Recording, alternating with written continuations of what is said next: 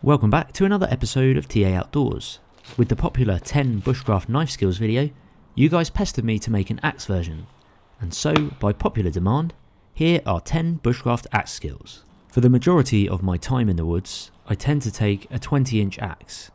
This particular axe is a Halterfors hunting axe. On some occasions, I also take a small carving hatchet for bushcraft projects, and so, this video will focus on the skills that can be done with these two axes. You'd be surprised the size of log that a small axe like this can chop. On first glance, this particular log seems far too big to split with just a small forest axe. However, you can apply some simple physics to help split it in half. Even the hardest of swings at this log is unlikely to split it first time. But if you bury the head of the axe just off the centre of the log, and then lift the log onto your shoulder, rotate it so that your axe bit is now facing towards you, and let the weight of it fall onto your axe, it should split fairly easily. The way this works is that the weight of the log is far heavier than the weight of the axe head. Therefore, you can only apply so much downward force when driving the axe into the log, and clearly it isn't enough to split the log. But by reversing the forces used and allowing the log to be driven down onto the axe with its own weight, it will apply a much greater force to the splitting process. Naturally, I would never approach splitting a log this big in the first place. However, here is a slightly smaller log that is still fairly ambitious for this small forest axe to split. A splitting maul would handle it no problem, but the narrow profile of the Swedish-made forest axe just doesn't have the splitting power. So again, I drive it into the top of the log, lift it up near the axe head, and heave it down onto the chopping block. It's a fairly satisfying way of splitting a log, but it's not worth putting your back out trying to lift the log each time. You'll soon tire of doing this regularly. So what if you find yourself out in the woods and you don't have any flat chopping block to split wood on, and the saw you have is too small to cut any decent diameter chopping log? If you can find a sturdy dead tree on the ground, this is all you need to split down your firewood. Place the wood against the trunk of the tree, making sure that the top of the log is resting firm against the trunk. Keep your legs apart and bend your knees. Then simply swing down against the top part of the log, making sure you are driving the axe head towards the tree trunk. That way, if the axe misses, it buries into the tree trunk itself and not into the ground, or more importantly, not into your leg. Once you have split the round of the log, it is much easier to split it down further, as you have a flat surface to keep the log sturdy when resting against the trunk. I find this method a fast way of splitting logs, but it's always important to keep legs bent and drive the axe head towards the ground or tree trunk. The larger the log you are splitting it against, the safer it is. If the trunk on the ground has any form of springiness to it, don't use it and find something that is solid and doesn't move. Axe injuries often occur when the motion is repetitive and you are tired. It's easy to lose focus in that split second and cause something to go wrong. Often, this is when doing a simple task such as cutting kindling. Trying to split down logs into kindling by just holding your hand there and quickly moving it out of the way is something probably most of us have done or still do. But by just grabbing a loose piece of kindling and holding this against the upright instead, it will increase the distance of the axe head from your hand and greatly reduce the chance of injury. If you swing and miss, your hands are nowhere near the axe head. The best method I find for splitting down wood to kindling size is to hold the log parallel against the axe handle.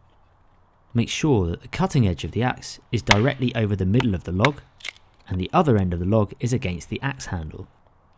I then wrap my fingers around the edge of the log to keep it firmly against this handle. Then it's just a case of bringing the axe and log down at the same time against the chopping block or solid log, and it should split straight along the middle.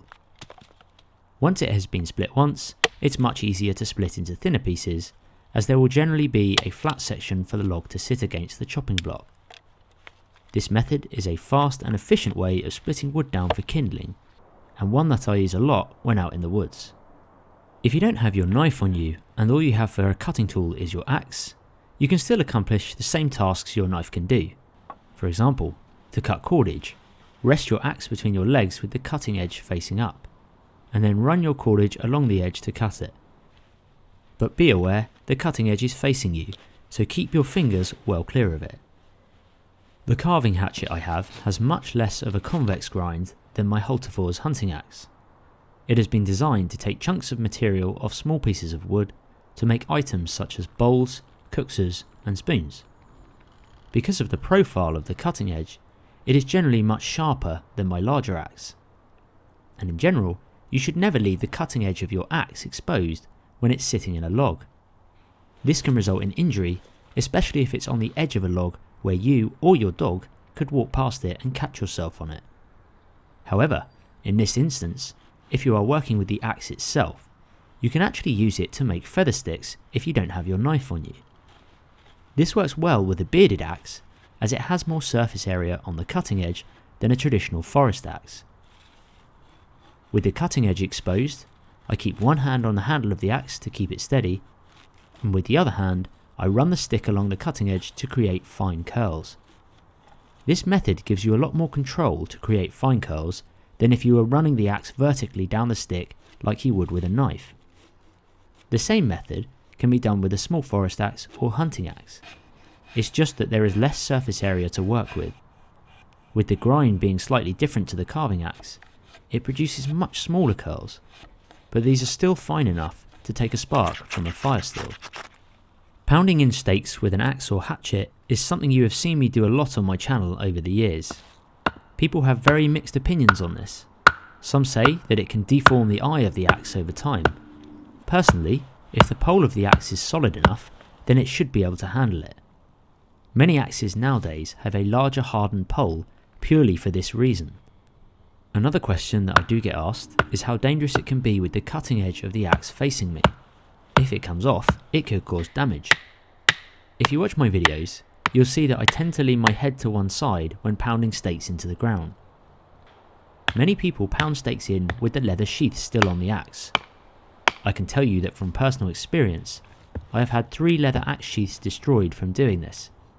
What happens is the force of the axe head hitting the stake sends shockwaves through the top of the leather sheath, and eventually the cutting edge of the axe will pierce through the stitching or rivets, and eventually the sheath will fail. Another method you could do is to turn the axe on its side so that the cutting edge is facing away from you. Often you will need an axe with more of a square cheek to it for this method to work well, but it can still be done. Often when making steaks, I will make a number of stepped slice cuts before making the main slice cut to remove the material. The stepped cuts allow you to take off much more material than simply slamming the axe down in one hard stroke. It also allows you to take a longer section of wood away. This not only works well when making points to a stick, but also when trying to cut a straight line when carving things like handles for spoons and spatulas. Axes can not only be used to fell trees, but also split large diameter logs in half. In this example, we're splitting a large cedar log with 2 axes and a number of wood wedges. The wood wedges not only help to prevent your axe getting stuck into the log, but they also encourage the log to split fairly evenly along the length. You can also use a large stick as a mallet to help drive the wedges and axe deeper into the wood. The wedges were made using an axe. In theory, this entire log could be split with just one axe, but we were splitting this log during the winter months and we had limited daylight hours to film, so naturally 2 axes were better than 1. And the last, and arguably the most important axe skill, sharpening. There are so many different ways to sharpen your axe, but the one I find works best for me is a sharpening puck. This is a circular sharpening stone with a coarse side and a smooth side. Whenever the cutting edge on my axe feels as if it's starting to go dull, I use this sharpening stone to bring it back to sharpness. Some people put oil on their sharpening stones, but for me I just either use a bit of water or some good old fashioned spit. I begin by using the coarse side of the stone and run it across the bevel in circular motions. The main difference I find with sharpening an axe compared to a knife is that the axe tends to have a large convex bevel. If you were just to focus on sharpening the cutting edge of the axe, then you would end up changing the profile of it and potentially creating a micro bevel. So with the axe, you need to cover the whole bevel and not just the cutting edge in order to keep the profile true. One side of the axe tends to be easier to sharpen due to the way you hold it. When I flip the axe round, I place the handle on my shoulder as close to my cheek as possible so that I can see down the edge of the axe. After using the coarse side, I flip the stone over to use the smooth side, and this is where the axe can be made much sharper. After a while, you will start to see a burr of small pieces of metal gathering on the cutting edge. This shows that you are removing material. Once both sides are done evenly and the edge is sharp, I finish it off by stropping the axe across a piece of leather to remove the burr and hone the edge. Sharpening an axe can be tricky. It's something that will get easier the more you do it, and the more you understand your particular axe profile. And that's it. 10 skills that you can do with a bushcraft axe or hatchet when out in the woods. Big thanks to everyone who watched this episode, and be sure to check out Bushcraft and Survival Skills playlist in the video description to watch more videos like this. Cheers for watching folks, and I'll see you in the next one.